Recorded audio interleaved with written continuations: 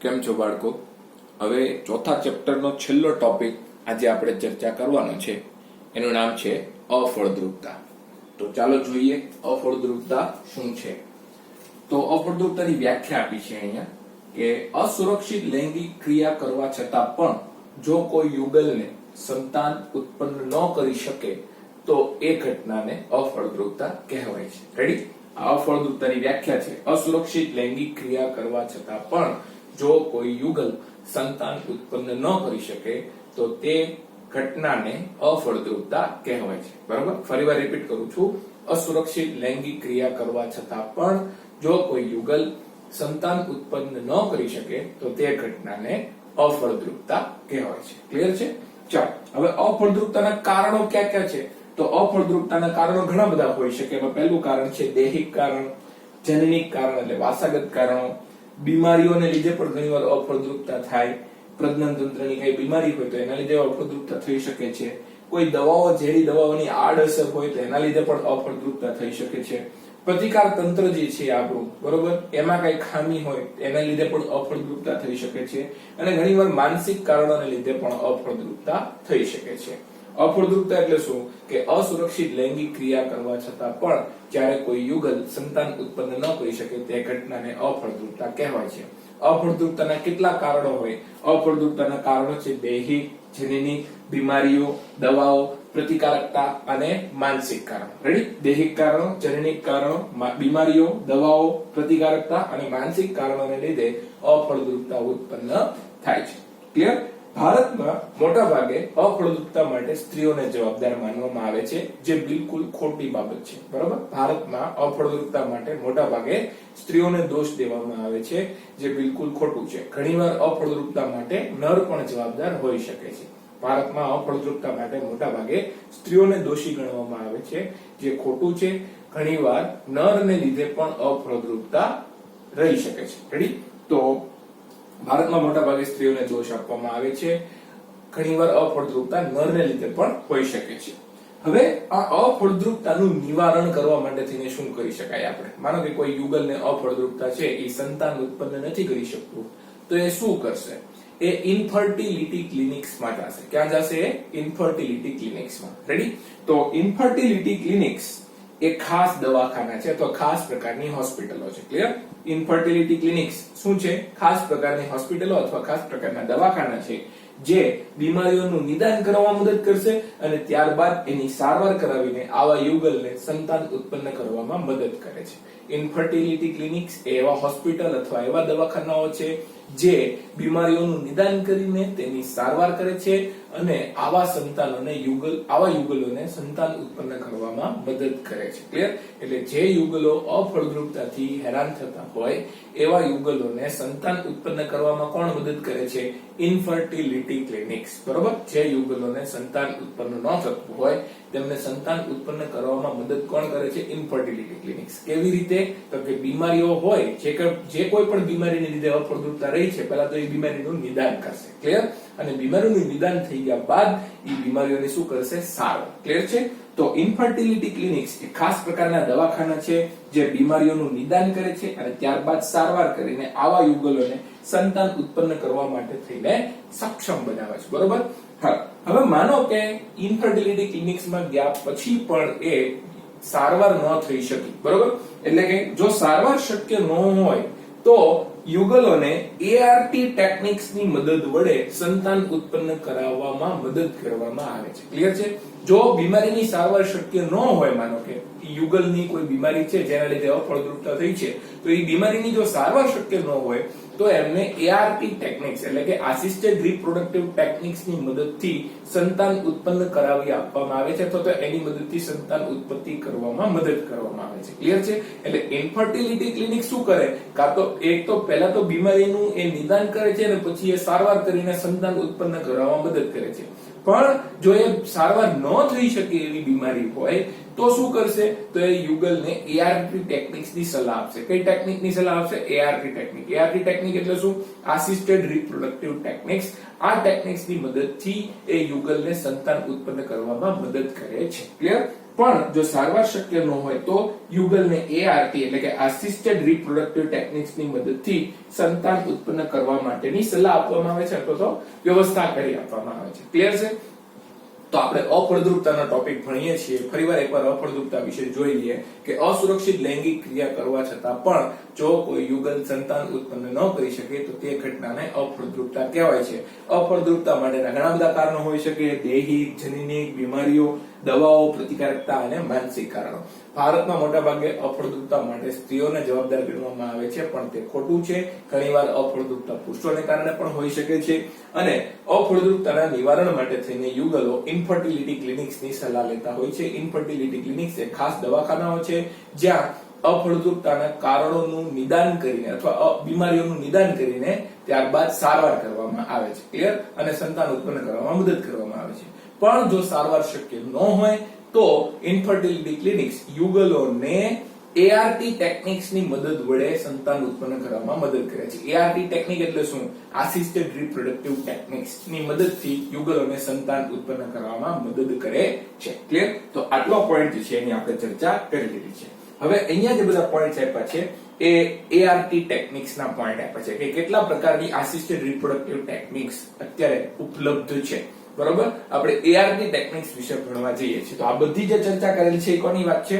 ART techniques એટલે કે assisted reproductive ટેકનિક્સની ચર્ચા કરેલી છે. ચાલો, એમાંથી પહેલી ટેકનિક છે IVF. બરોબર? જેને ઇન વિટ્રો ફર્ટિલાઇઝેશન કહેવાય છે. IVF એટલે શું? In vitro fertilisation. આ ક્રિયામાં ફલન માદાના શરીરની બહાર કરવામાં આવે છે અને શરીર જેવી પરિસ્થિતિઓની અંદર કરવામાં આવે છે.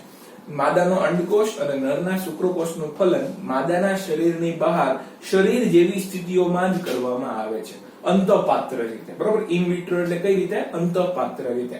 એટલે કોઈ એવી પરિસ્થિતિઓ ક્રિએટ કરવામાં આવે જે શરીરની જેવી જ હોય પણ શરીરની બહાર હોય. બરોબર? એટલે શરીરની બહાર નરજન્યુ અને માદાજન્યુનું ફલન કરવામાં આવે છે શરીર જેવી સ્થિતિઓમાં જ. ક્લિયર છે? તો ઇન વિટ્રો ફર્ટિલાઇઝેશન એટલે કે IVF માં ફલન માદાના શરીરની બહાર કરવામાં આવે છે, પરંતુ શરીર જેવી સ્થિતિઓની અંદર જ કરવામાં આવે છે. બરોબર? કે શરીરની બહાર છે પણ શરીરની બહાર સ્થિતિઓ કેવી છે? શરીરની જેવી જ રહેલી છે. ક્લિયર છે? ત્યારબાદ એમ્બ્રિયો ટ્રાન્સફર કરવામાં આવે. એટલે માનો કે શુક્રકોષ અને અંડકોષનું તમે ફલન કરાવો શરીરની બહાર રીતે. બરોબર? તો એમાંથી પહેલા યુગ્મનજ બનશે અને યુગ્મનજ બનવા પછી ધીરે ધીરે એમાંથી ભ્રૂણનો વિકાસ સ્ટાર્ટ થઈ જશે. ક્લિયર છે? તો યુગ્મનજ બન્યા પછી જે ભ્રૂણ બને છે એને ગર્ભાશયમાં સ્થાનાંતરિત કરવામાં આવે છે IVF માં. બરોબર? યુગ્મનજ બન્યા પછી યુગ્મનજને યુગ્મનજ બન્યા પછી યુગ્મનમાંથી ભ્રૂણ બનશે અને એ ભ્રૂણને ક્યાં સ્થાનાંતરિત કરવામાં આવે છે? ગર્ભાશયમાં. ક્લિયર છે? તો ઈ ઘટનાને શું કહેવાય છે? Embryo transfer. એને શું કહેવાય? Embryo transfer. એટલે IVF ટેકનિકમાં કરવાનું શું હોય? IVF ટેકનિકની અંદર શરીર જેવી પરિસ્થિતિઓ માટે શરીરની બહાર શુક્રકોષ અને અંડકોષનું ફલન કરાવીને પહેલા યુગ્મનજ બનાવવાનો. યુગ્મનજમાંથી પછી જે ભ્રૂણ બનવાની શરૂઆત થાય એ ભ્રૂણને સ્થાનાંતરિત કરવામાં આવે છે માદા પ્રજનન તંત્રમાં. ક્યાં સ્થાનાંતરિત કરવામાં આવે છે? માદા પ્રજનન તંત્રમાં. ઈ ઘટનાને શું કહેવાય છે? Embryo transfer. શું કહેવાય ને? Embryo transfer. ક્લિયર? અને આ આખી જે ક્રિયા છે IVF અને એમ્બ્રિયો ટ્રાન્સફર ઈ બેને ટેસ્ટ ટ્યુબ બેબી પ્રોગ્રામ પણ કહે છે. ક્લિયર? IVF અને એમ્બ્રિયો ટ્રાન્સફર એની બીજી ભાષામાં શું કહેવાય? ટેસ્ટ ટ્યુબ બેબી પ્રોગ્રામ પણ કહેવાય છે. અહીંયા ટેસ્ટ ટ્યુબ નો મતલબ એવો નહીં કે આખા બાળકનો વિકાસ ટેસ્ટ ટ્યુબમાં થાય. ક્લિયર છે? એટલે એવું વાત નહીં સમજતા. ટેસ્ટ ટ્યુબ બેબીનો મતલબ એવો કે નરજન્યુ અને માદાજન્યુનું જોડાણ ક્યાં કરાવ્યું? તમે શરીરની બહાર ટેસ્ટ ટ્યુબની અંદર કરાવ્યું. પછી એમાંથી જે ભ્રૂણ બનવાની શરૂઆત થઈ છે 8 કોષ વાળો કે 16 કોષ વાળો, બરોબર, અથવા એનાથી વધુ વાળો, તો ઈ 16 કોષીય અવસ્થા સુધીનો જે ભ્રૂણ છે ઈ ટેસ્ટ ટ્યુબ ની અંદર બને છે. પછી એને એમાંથી લઈને કાં તો તમારે ક્યાં નાખી દેવાનો છે? કાં તો અંડવાહિનીમાં દાખલ કરાવી દેવાનો છે, કાં તો ગર્ભાશયમાં દાખલ કરાવી દેવાનો છે. ક્લિયર છે? એટલા માટે એને ટેસ્ટ ટ્યુબ બેબી કહે છે. શરૂઆતની જે ભ્રૂણની અવસ્થાઓ છે ને 8 કોષીય અવસ્થા ને 16 કોષીય અવસ્થા ને એ બધું તમે ભણ્યા હશો, આપણે ત્રીજા ચેપ્ટર ની અંદર ભણ્યા છીએ. ક્લિયર? તો ઈ જે અવસ્થાઓ છે ભ્રૂણની ઈ ક્યાં બને છે? ટેસ્ટ ટ્યુબ ની અંદર બને છે, ઇન વિટ્રો બને છે. એટલા માટે એને ટેસ્ટ ટ્યુબ બેબી પ્રોગ્રામ કહેવાય છે. આખું બાળક 9 મહિના માટે થઈને ટેસ્ટ ટ્યુબમાં રહેતું નથી. ક્લિયર? તો IVF અને એમ્બ્રિયો ટ્રાન્સફર આ બે કઈ પદ્ધતિઓ છે? આ બે ટેસ્ટ ટ્યુબ પ્રોગ્રામની પદ્ધતિઓ છે. બરોબર? IVF અને એમ્બ્રિયો ટ્રાન્સફર એ કઈ પદ્ધતિઓ છે? ટેસ્ટ ટ્યુબ પ્રોગ્રામની પદ્ધતિ છે. ક્લિયર? હવે IVF ની અંદર કરવાનું શું છે કાં તો સ્ત્રીનો અંડકોષ લેવાનો છે અને કાં તો દાતા સ્ત્રીનો અંડકોષ લેવાનો છે, બરોબર. જો સ્ત્રી જાતે અંડકોષ બનાવી શકતી હોય તો કોઈ પ્રોબ્લેમ નથી, પણ જો સ્ત્રીની અંદર અંડકોષ બનતો જ ન હોય તો કોઈ દાતા સ્ત્રીનો અંડકોષ લઈ શકાય છે IVF નો, બરોબર. મુખ્ય સ્ત્રીનો અંડકોષ અથવા તો કોઈ દાતા સ્ત્રીનો અંડકોષ લેવામાં આવે છે. એવી જ રીતે જે પુરુષ છે એનો શુક્રકોષ લેવાનો છે અથવા કોઈ દાતા પુરુષનો શુક્રકોષ લેવામાં આવે છે. ક્લિયર? તો સ્ત્રી અથવા દાતાનો અંડકોષ લેવાનો છે અને પુરુષ અથવા દાતા પુરુષનો શુક્રકોષ લઈને એનું ફલન કરાવવામાં આવે છે અને ફલન કરાવીને શું બનાવવામાં આવે છે? યુગ્મનજ બનાવવામાં આવે છે. આ બધું IVF ની અંદર જ વાત થાય છે, બરોબર. IVF ની ચર્ચા કરીએ છીએ. IVF માં કરવાનું શું છે? કાં તો જે સ્ત્રી છે જે સંતાન ઉત્પન્ન નથી કરી શકતી પણ અંડકોષ બનાવી શકે છે એનો અંડકોષ લેવાનો છે, અથવા તો ઈ સ્ત્રી અંડકોષ જ ન બનાવી શકતી હોય તો કોઈ દાતા સ્ત્રીનો અંડકોષ લેવાનો છે તમારે, બરોબર. તો કાં તો સ્ત્રી અથવા કોઈ દાતા સ્ત્રીનો અંડકોષ લેવાનો છે અથવા પુરુષનો શુક્રકોષ લેવાનો છે અથવા કોઈ દાતા પુરુષના શુક્રકોષોને લઈને ઇન વિટ્રો શરીરની બહાર એનું ફલન કરાવીને શું બનાવવામાં આવે છે? યુગ્મનજ બનાવવામાં આવે છે. ક્લિયર છે?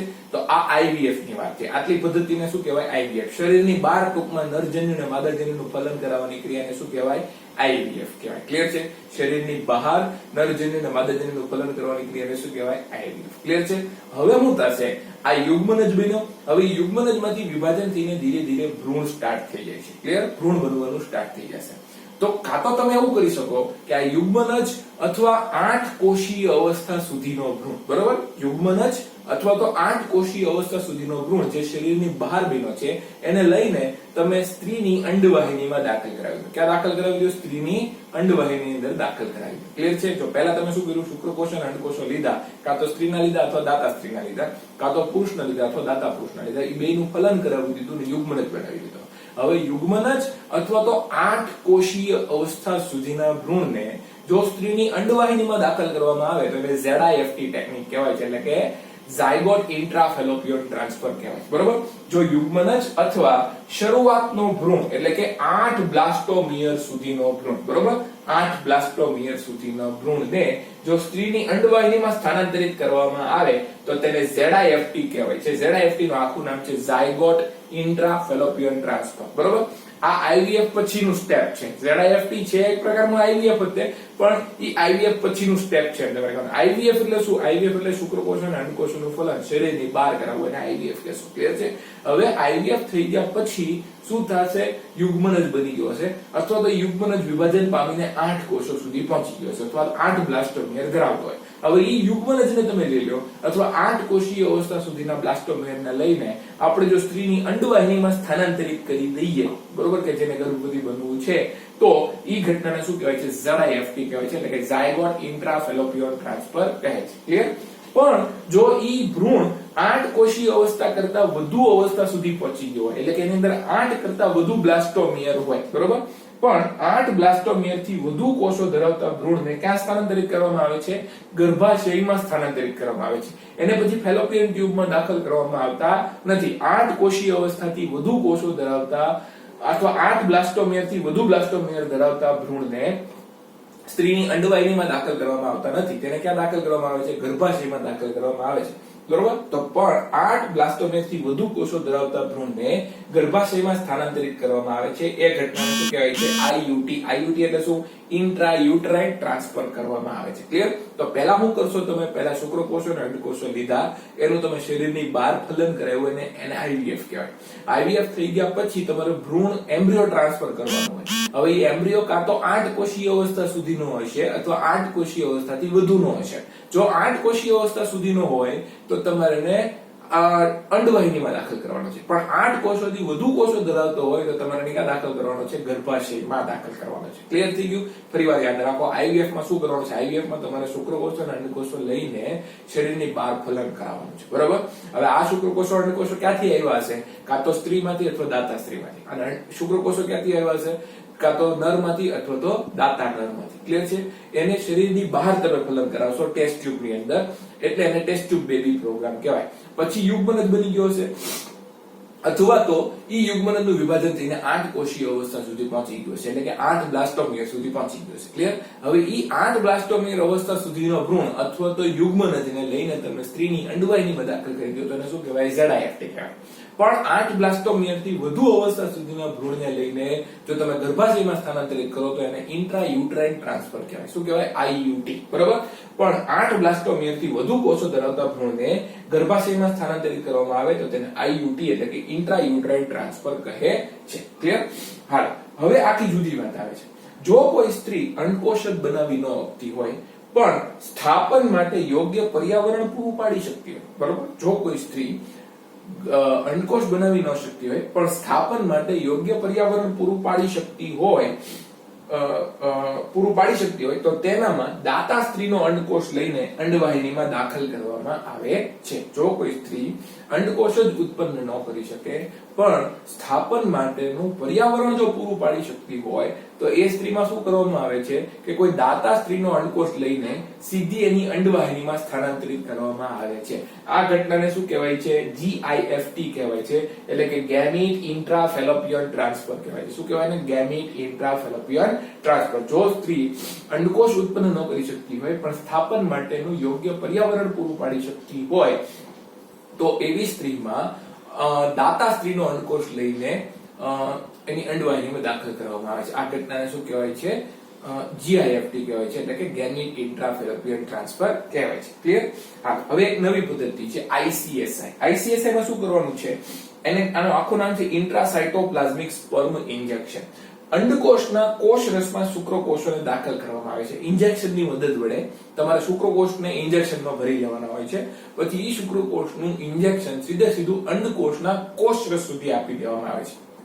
હવે અહીંયા શું કરવું પડશે? તમારે અંડકોષને શરીરની બહાર લેવો પડશે. અંડકોષને શરીરની બહાર લેવો પડે, ત્યારબાદ એને યોગ્ય પર્યાવરણમાં, યોગ્ય માધ્યમમાં રાખવો પડે અને એ અંડકોષના કોષ રસની અંદર આપણે શું દાખલ કરવામાં આવે છે? શુક્રકોષોને ઇન્જેક્શનની મદદથી દાખલ કરવામાં આવે. એટલે શું કહેવાય? ઇન્ટ્રાસાઇટોપ્લાઝમિક સ્પર્મ ઇન્જેક્શન. એટલે કે અહીંયા તમે સ્પર્મ એટલે કે શુક્રકોષનું ઇન્જેક્શન આપો છો. ક્યાં આપો છો? સાયટોપ્લાઝમની અંદર. કોના સાયટોપ્લાઝમની અંદર? અંડકોષના સાયટોપ્લાઝમની અંદર. ક્લિયર છે? એટલે ICSI ટેકનિક જે છે એમાં અંડકોષના કોષ રસમાં શુક્રકોષો દાખલ કરાવીને ભ્રૂણ બનાવવામાં આવે છે. આ એક પ્રકારની IVF પદ્ધતિ જ થઈ, બરોબર. આ ICSI પણ એક પ્રકારની શું છે? IVF પદ્ધતિ જ છે. ક્લિયર છે? હા, તો કહેવાનો મતલબ શું છે કે IVF પદ્ધતિમાં તમારે શું કરવાનું? શરીરની બહાર શુક્રકોષ અને અંડકોષોનું ફલન કરાવવાનું છે. શુક્રકોષો અથવા અંડકોષો તમે સ્ત્રી પુરુષમાંથી લીધા પણ હોઈ શકે છે અથવા તો કોઈ દાતામાંથી પણ લીધા હોઈ શકે છે. ક્લિયર છે? હવે એ લઈને પછી યુગ્મન જ બનાવો છો અથવા તો 8 કોષીય અવસ્થા સુધીનો ભ્રૂણ બનાવો છો. ક્લિયર? અને પછી એને સ્થાનાંતરિત કરો છો સ્ત્રીની અંડવાહિનીમાં, તો એને કહેવાય ZIFT. પણ જો તમે એને ગર્ભાશયમાં સ્થાનાંતરિત કરો તો એને કહેવાય IUT. ક્લિયર? હવે કોઈ સ્ત્રી જો અંડકોષ ઉત્પન્ન ન કરી શકતી હોય પણ સ્થાપન માટેનું પર્યાવરણ પૂરું પાડી શકતી હોય તો એના માટે થઈને તમે ટેકનિક અપનાવો છો, તેને કહેવાય છે GIFT. GIFT એટલે કે ગેમીટ ઇન્ટ્રાફેલોપિયન ટ્રાન્સફર. ક્લિયર?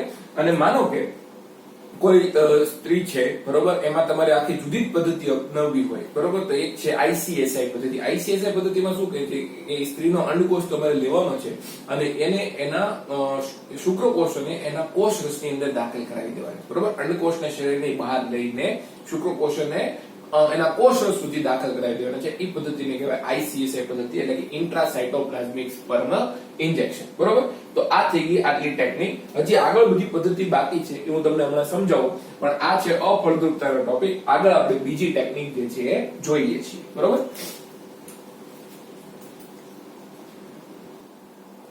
ચાલો બાળકો, આપણે અફળદ્રુપતાની ચર્ચા કરતા કરતા અમુક આપણે પોઈન્ટ્સની ચર્ચા કરી છે. આપણે એક ચર્ચા કરી છે IVF ને લગતી, બરોબર. પછી આપણે ચર્ચા કરી છે ET. ET એટલે એમ્બ્રિયો ટ્રાન્સફર. એમ્બ્રિયો ટ્રાન્સફર, આની આપણે ચર્ચા. IVF એટલે ઇન વિટ્રો ફર્ટિલાઇઝેશન, આ તમને આવડશે. ET એટલે એમ્બ્રિયો ટ્રાન્સફર. પછી આપણે એક ચર્ચા કરી લીધી છે ZIFT. ZIFT એની ચર્ચા કરી લીધી છે. બીજી આપણે ચર્ચા કરી લીધી છે IUT, ઇન્ટ્રાયુટ્રાઇન ટ્રાન્સફર, બરોબર. અને પછી આપણે ચર્ચા કરી છે GIFT ની. GIFT એટલે ગેમીટ ઇન્ટ્રાફેલોપિયન ટ્રાન્સફર. અને હજી એક આપણે ચર્ચા કરી લીધી છે ICSI. એટલે કે ઇન્ટ્રાસાઇટોપ્લાઝમિક સ્પર્મ ઇન્જેક્શન. આટલા શબ્દોની આપણે ચર્ચા કરી લીધી છે. IVF એટલે શું કે નરજન્યુ અને માદાજન્યુનું જોડાણ શરીરની બહાર શરીર જેવી સ્થિતિઓમાં કરવાની ક્રિયાને શું કહેવાય? આઈવીએફ કહેવાય. ક્લિયર છે? અને એના દ્વારા શું બનશે? યુગ્મન જ બનશે. અને યુગ્મન જ બન્યા પછી એમાંથી ભ્રૂણનો વિકાસ થશે. હવે એ ભ્રૂણને લઈને કાં તો તમે અંડવાહિનીમાં દાખલ કરશો, કાં તો તમે ગર્ભાશયની અંદર દાખલ કરશો. એ ઘટનાને શું કહેવાય? Embryo transfer. શું કહેવાય ને? Embryo transfer. તો આ આઈવીએફ અને એમ્બ્રિયો ટ્રાન્સફર આ બે ટેસ્ટ ટ્યુબ બેબી પ્રોગ્રામ છે.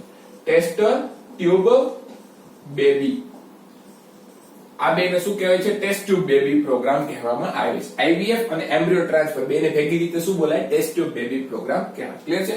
હવે મેં તમને કીધું એમ કે યુગ્મન જ બન્યો હશે અથવા તો 8 કોષીય અવસ્થા સુધીનો ભ્રૂણ બન્યો હોય. યુગ્મન જ બન્યો હોય અથવા તો 8 કોષીય અવસ્થા સુધીનો ભ્રૂણ બન્યો હોય અને એને સ્ત્રીની અંડવાહિનીમાં દાખલ કરાવી દેવાય. યુગ્મન જ અથવા તો 8 કોષીય અવસ્થા વાળો ભ્રૂણ એને ક્યાં દાખલ કરી દો છો? તમે સ્ત્રીની અંડવાહિનીમાં દાખલ કરી દો છો. તો ઈ ટેકનિકને શું કહેવાય છે? ZIFT કહેવાય છે. ક્લિયર છે? તમે શરીરની બહાર ફલન કરાવ્યું. શરીરની બહાર શું કરાવ્યું? ફલન. અને ફલન કરાવ્યા પછી યુગ્મન જ બન્યો હશે અથવા 8 કોષીય અવસ્થા સુધીનો જે ભ્રૂણ બન્યો હોય એને તમે સ્ત્રીની અંડવાહિનીમાં દાખલ કરાવી દો તો ઈ ટેકનિકને શું કહેવાય? ZIFT કહેવાય. ક્લિયર છે?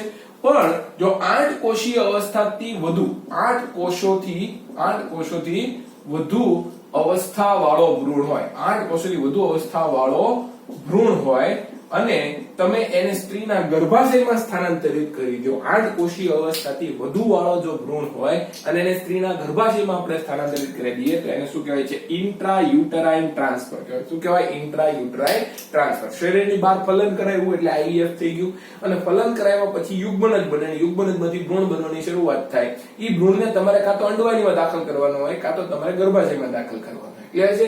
તો એને કહેવાય એમ્બ્રિયો ટ્રાન્સફર. ક્લિયર? તો આઈવીએફ અને એમ્બ્રિયો ટ્રાન્સફર બેને ભેગી રીતે શું બોલાય? ટેસ્ટ ટ્યુબ બેબી પ્રોગ્રામ બોલાય છે. ક્લિયર? હવે એ ટેસ્ટ ટ્યુબ બેબી પ્રોગ્રામમાં તે એક ટેકનિક બોલાય છે ZIFT. ZIFT શું છે?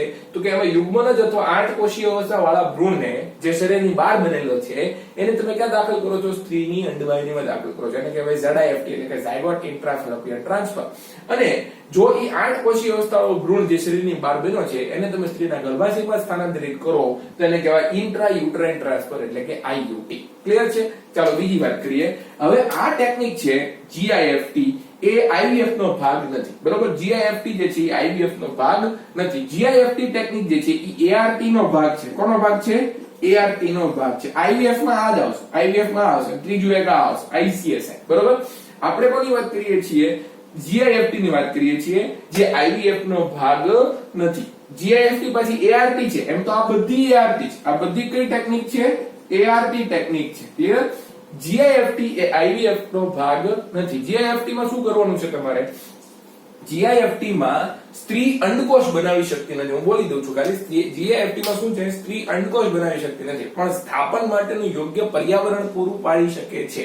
GIFT માં શું છે પ્રોબ્લેમ? કે સ્ત્રી અંડકોષ બનાવી શકતી નથી પણ સ્થાપન માટેનું પર્યાવરણ પૂરું પાડી શકે છે. તો તમારે શું કરવાનું છે કે કોઈ દાતા સ્ત્રીનો અંડકોષ લઈને આપણે એ સ્ત્રીની અંડવાહિનીમાં દાખલ કરાવી દઈએ છીએ. એ ઘટનાને શું કહેવાય? ગેમિક ઇન્ટ્રાફેલોપિયન ટ્રાન્સફર કહેવાય છે. GIFT કહેવાય છે. ક્લિયર છે? હાલો તો આ થઈ ગયું GIFT. એ IVF નો ભાગ નથી. તમે યાદ રાખજો. હવે વાત કરીએ ICSI. ICSI જે છે IVF નો ભાગ છે. એ કોનો ભાગ છે? IVF નો ઇન વિટ્રો ફર્ટિલાઇઝેશન નો ભાગ છે. આમાં શું કરવાનું છે કે શુક્રકોષને અંડકોષને આપણે શરીરની બહાર લીધા છે પણ આ વખતે તમે નેચરલ ફલન થવા દેતા નથી. શુક્રકોષ અને અંડકોષનું કુદરતી રીતે ફલન નથી થવા દેવાનું બહારના માધ્યમની અંદર. પણ શું કરવાનું છે કે એક વાસણ, એક પાત્ર જે છે એની અંદર તમે જે શુક્રકોષ રાખેલો છે એ શુક્રકોષની અંદર તમારે ઇન્જેક્શનની મદદથી તમારા અંડકોષની અંદર શુક્રકોષોને દાખલ કરાવી દેવાના. બરોબર?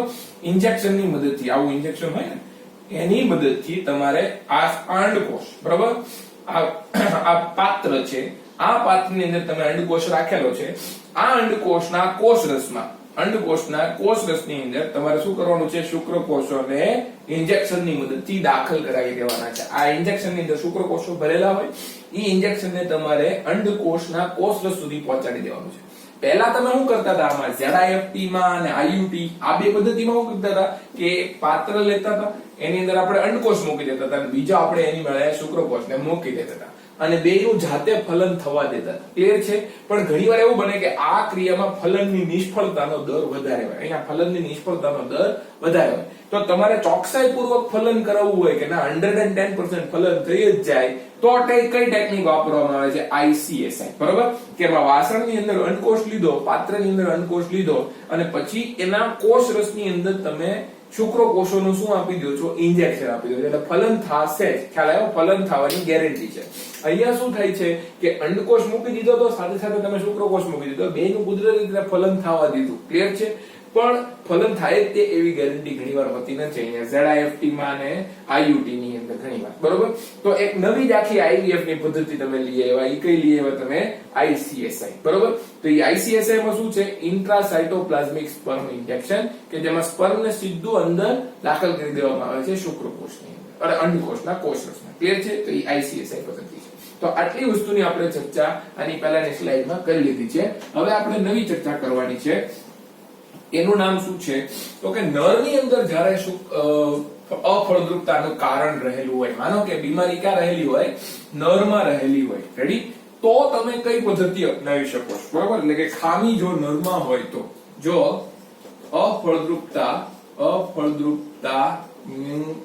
ની ખામી નરમાં હોય તો, અફળદ્રુપતાની ખામી જો નરમાં હોય તો શું હોય? તો કે એમાં બે વસ્તુ હોઈ શકે છે.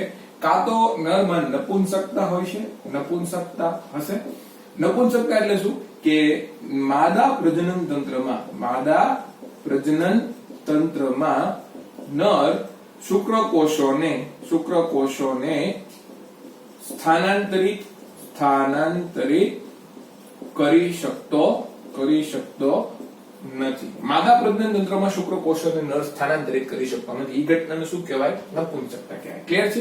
અથવા તો એવું બનશે કે એ નરમાં શુક્રકોષો જ ઓછા બને છે, શુક્રકોષો ઓછા ઉત્પન્ન થાય છે. બરોબર?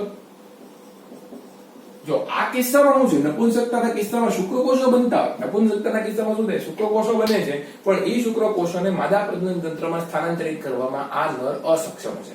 એટલે કે આ નર કઈ ક્રિયા નથી કરી શકતો? નપુંસકતા વાળો નર જે છે ઇન્સેમિનેશન કરી શકતો નથી. શું નથી કરી શકતો?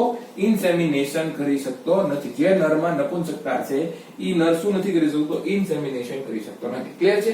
અને ઘણીવાર એવું બને કે નરની અંદર શુક્રકોષો જ ઓછા બનતા હોય. ક્લિયર છે? તો નરની અંદર અફળદ્રુપતાના બે કારણો હોઈ શકે. એક છે નપુંસકતા, જેમાં નર ઇન્સેમિનેશન કરવામાં સક્ષમ હોતો નથી, ભલે એની અંદર શુક્રકોષો બનતા હોય. અને ઘણીવાર નરમાં અફળદ્રુપતાનું કારણ શું હોય છે? કે શુક્રકોષો જ બનતા ઓછા હોય. બરાબર? તો આ બે કિસ્સામાં નરમાં નરને લીધે અફળદ્રુપતા રહેશે. રેડી? નરને લીધે અફળદ્રુપતા રહેવાના બે કારણો, એક છે નપુંસકતા અને બીજું ઓછા શુક્રકોષો ઉત્પન્ન થવા. નપુંસકતાને લીધે નર શું નથી કરી શકતો? તો કે માદા પ્રજનન તંત્રમાં શુક્રકોષોને સ્થાનાંતરિત કરી શકતો નથી, એટલે કે ઇન્સેમિનેશન કરાવી શકતો નથી. ક્લિયર? અને બીજું કારણ છે કે શુક્રકોષો જ ઓછા ઉત્પન્ન થતા હોય. ક્લિયર છે? હવે આ બે કિસ્સામાં તમે શું કરી શકો છો? આ બે કિસ્સામાં તમે કાં તો મુખ્ય નરમાંથી અથવા દાતા પાસેથી શુક્રકોષો લેવામાં આવે છે. આ બે કિસ્સામાં શું કરવામાં આવે છે? કાં તો મુખ્ય નરમાંથી અથવા તો દાતા પાસેથી શું કરવામાં આવે છે? શુક્રકોષોને લેવામાં આવે છે. ક્લિયર? હવે ઈ શુક્રકોષોને કાં તો સ્ત્રીના યોનિમાર્ગમાં દાખલ કરવામાં આવે છે, અથવા તો સ્ત્રીના ગર્ભાશયમાં દાખલ કરવામાં આવે છે. સ્ત્રીના ગર્ભાશયમાં દાખલ કરવામાં આવે છે. ક્લિયર છે?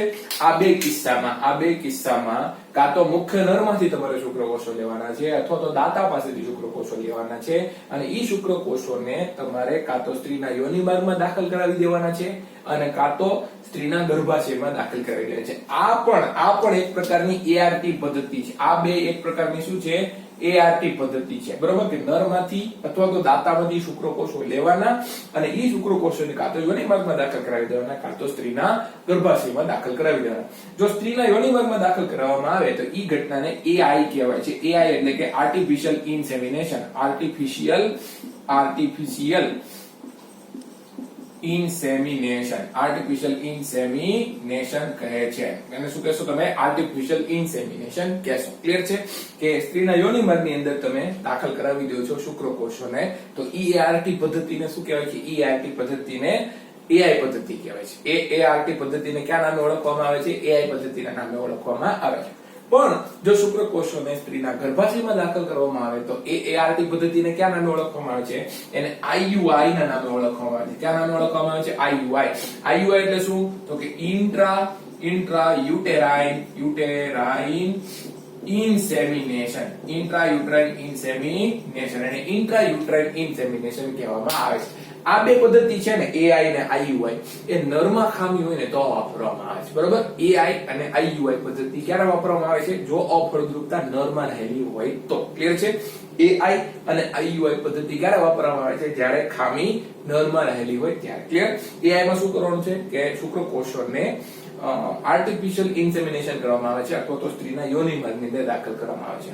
અને IUI પદ્ધતિમાં તો કે શુક્રકોષોને સ્ત્રીના ગર્ભાશયમાં દાખલ કરવામાં આવે છે અને ઇન્ટ્રાયુટ્રાઇન ઇન્સેમિનેશન કહેવાય છે.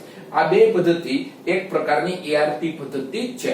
અને આ પદ્ધતિનો ઉપયોગ ક્યારે કરશો તમે? જ્યારે અફળદ્રુપતાનું કારણ નરમાં રહેલું હોય ત્યારે. જ્યારે અફળદ્રુપતાનું કારણ નરમાં રહેલું હોય ત્યારે આ બે પદ્ધતિનો ઉપયોગ કરવામાં આવે છે. ક્લિયર? એટલે આ થઈ ગયું તમારું અફળદ્રુપતાનો સારવાર પૂરી. હવે એક છેલ્લો પોઈન્ટ કહેવાનો છે કે આ જે અફળદ્રુપતાની સારવાર કરવામાં આવે છે એ ઇન્ફર્ટિલિટી ક્લિનિક્સમાં કરવામાં. સારવાર એટલે કે આ ART ટેકનિક છે ને, આપણે બધી જે ચર્ચા કરી, આ બધી જે ચર્ચા છે એ કઈ ટેકનિક છે? ART ટેકનિક છે. ART ટેકનિક, આ બધી ART ટેકનિક હતી. અને આ બધી ART ટેકનિક કોણ પૂરી પાડે છે? આ ART ટેકનિક ઇન્ફર્ટિલિટી ક્લિનિક્સ પૂરી પાડે છે. Infertility clinics.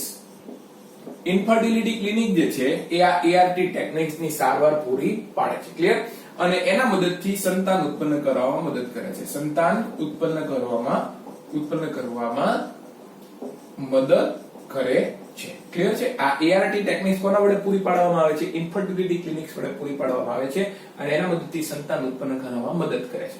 પણ આ ઇન્ફર્ટિલિટી ક્લિનિક્સની જે આ ART ટેકનિક્સ જે છે એ ખૂબ જ ખર્ચાળ હોય છે. કેવી હોય છે? ખૂબ જ ખર્ચાળ હોય છે. અને એના માટે થઈને ખાસ સાધનોની જરૂર પડે છે. એના માટે થઈને શેની જરૂર પડે છે? ખાસ સાધનોની જરૂર પડે. એના માટે થઈને વ્યાવસાયિક કુશળતાની જરૂર પડે છે. એની જરૂર પડે? વ્યાવસાયિક કુશળતાની જરૂર પડે છે. બરોબર? એના માટે થઈને વ્યાવસાયિક કુશળતાની જરૂર પડે છે. ક્લિયર? આ ART ટેકનિક્સની ખામી શું છે? ART ટેકનિક્સની ખામી છે કે ખૂબ જ ખર્ચાળ છે.